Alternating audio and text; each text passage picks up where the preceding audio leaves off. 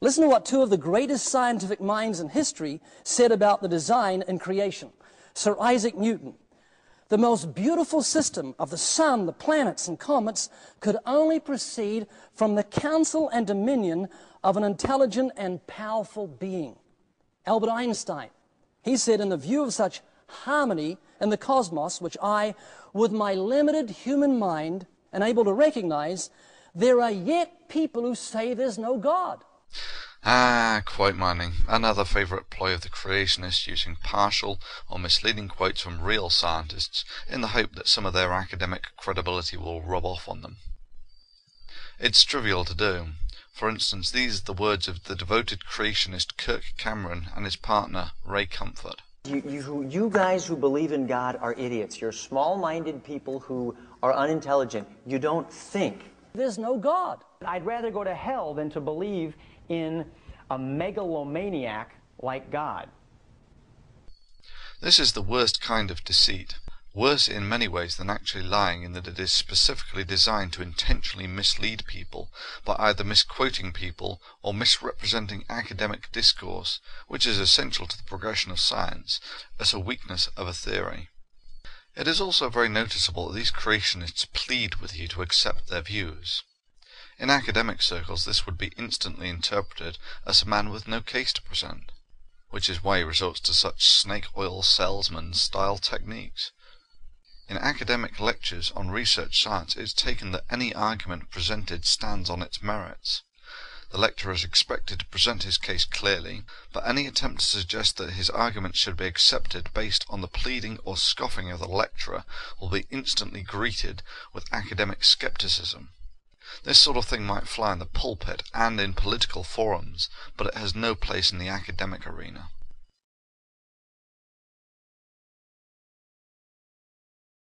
You know, if the Coca-Cola can was made, there must be a maker.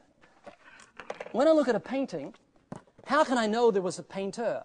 Well, the painting is absolute 100% scientific proof there was a painter. Well, the building is absolute 100% scientific proof there was a builder. Yeah, tell it, brother. Just like rocks are 100% absolute proof of a rock-making god. Just like sunsets is 100% absolute scientific proof of a sunset-making factory. Yeah, just like a nearly perfectly spherical Mars is 100% absolute proof that there is a Mars maker. Oh yeah, that's right, I remember now.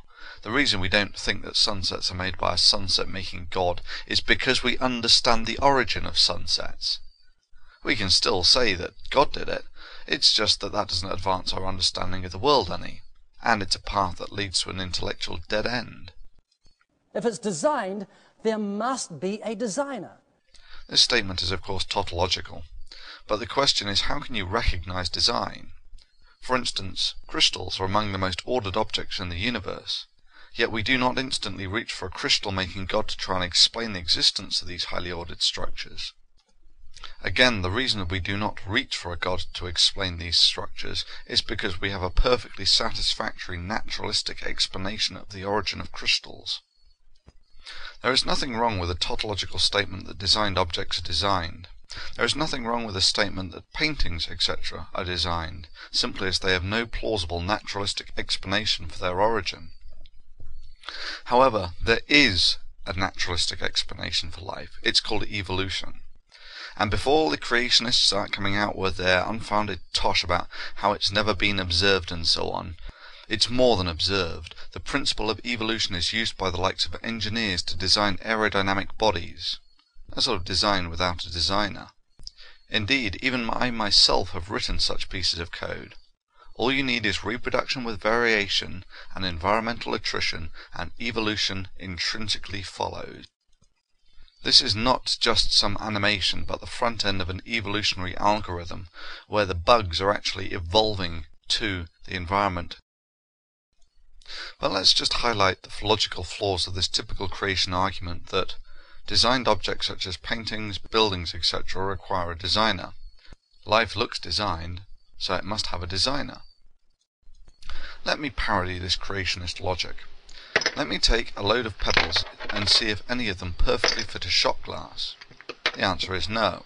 Indeed, I could keep on trying to get pebbles to fit this shot glass in perpetuity, and never find one that fits it perfectly. Indeed, I could happily conclude that the only way for a pebble to fit the shot glass perfectly is if it were designed to fit the shot glass. Liquids, however, fit the shot glass perfectly every time. So, by the creationist logic, the liquid must be designed to fit the glass. Now, the reason this argument is bogus, of course, is simply because the two objects being compared have different critical properties. In my case, I am comparing deformable matter such as liquids to solids, and drawing the bogus conclusion that liquids must be designed to fit the glass.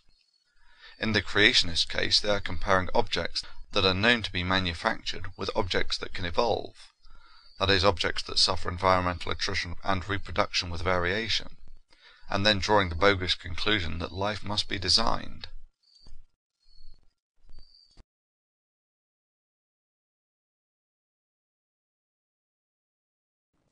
When I look at this building, how do I know there was a builder? You can't see him, hear him, touch him, taste him, or smell him. I mean, what evidence is there was a builder?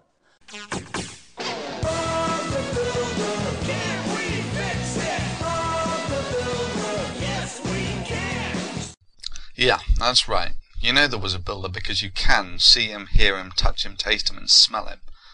Although few builders will allow it to go that far. But even if you couldn't see him, hear him, touch him, taste him, or smell him, you can watch builders building buildings all the time. And even if you couldn't do that, you could go down to the planning department and get the blueprints for the building, and get the date the building was erected on and how it was made. When I look at this building, how do I know there was a builder? You can't see him, hear him, touch him, taste him, or smell him. I mean, what evidence is there was a builder?